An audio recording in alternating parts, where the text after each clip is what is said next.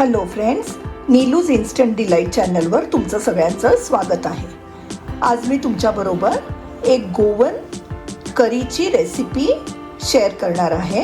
आज मी बनवणार आहे प्रॉन्स करी व त्यात कैरी घालून ही करी मी करणार आहे. तर त्याकरता लागणारं साहित्य बघूया. इथे मी साधारण एवढी एक कैरी घेतली आहे, ज्याचे मी असे छोटे छोटे पीसेस करून घेतलेले आहेत. इथे मी घेतले आहेत साधारण 10 मोठे प्रॉन्स, साधारण ह्या साईजचे घेतलेले आहेत. इथे मी घेतला आहे कांदा, एकच मोठा कांदा घेतला आहे व तो अगदी फाईनली चॉप केलेला नाही आहे, पण बारीक चिरून घेतलेला आहे. इथे मी एक मोठी वाटी खवणलेलं खोबरं घेतलेलं आहे. हळद, मिरची पावडर, इथे मी 2 सुक्या मिरच्या घेतल्या आहेत. 10 ते 12 काळी मिरी, थोडे धणे, मीठ व चिंचेचा कोळ.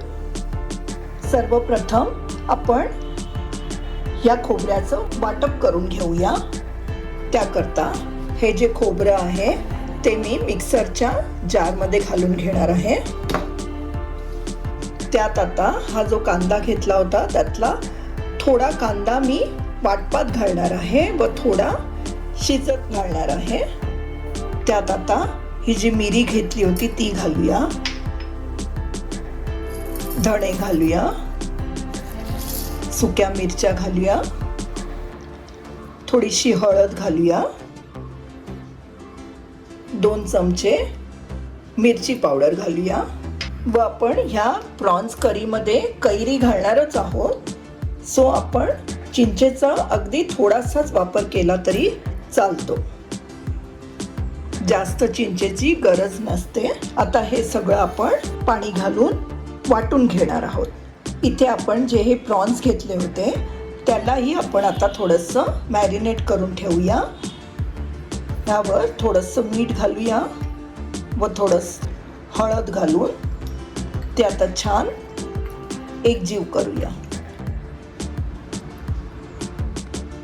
इथे मी कढईत थोडंसं तेल तापत ठेवलेलं आहे. तेल तापलं की त्यात आता आपण हा कांदा घालणार आहोत. तो थोडासा परतल्यावर त्यात आता आपण या कैरीच्या फोडी घालणार आहोत.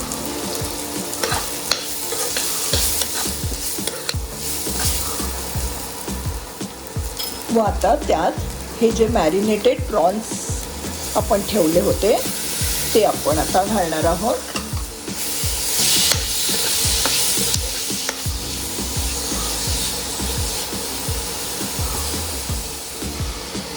त्यावर आता झाकण ठेवून आपण ते शिजू देऊया.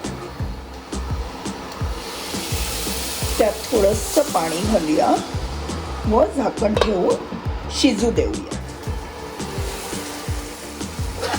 आपली ही कोलंबी व कैरी आता छान शिजलेली आहे.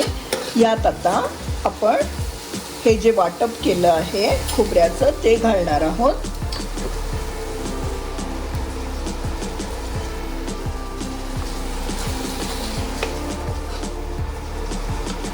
व यात आता मीठ घालूया व थोडंसं पाणी घालूया. सगळं छान एकजीव करूया व आता परत थोडा वेळ झाकण ठेवून हे शिजू देऊया. आपण पाहू शकता आपल्या या करीला छान उकळी आलेली आहे. आपली ही करी आता मस्त रेडी झालेली आहे. आपण ती आता एका सर्विंग बाउलमध्ये काढून घेऊया. अशी आपली ही गोवन प्रॉन्स करी आता रेडी झालेली आहे. तुम्ही ही भाताबरोबर, भाकरीबरोबर किंवा चपातीबरोबरही मस्त एन्जॉय करू शकता. तुम्ही ही रेसिपी नक्कीच ट्राय करून बघा व तुम्हाला आवडली तर मला कमेंट करून नक्कीच कळवा व माझ्या चॅनलला लाईक, शेअर व सबस्क्राईब करायला विसरू नका. थँक्यू.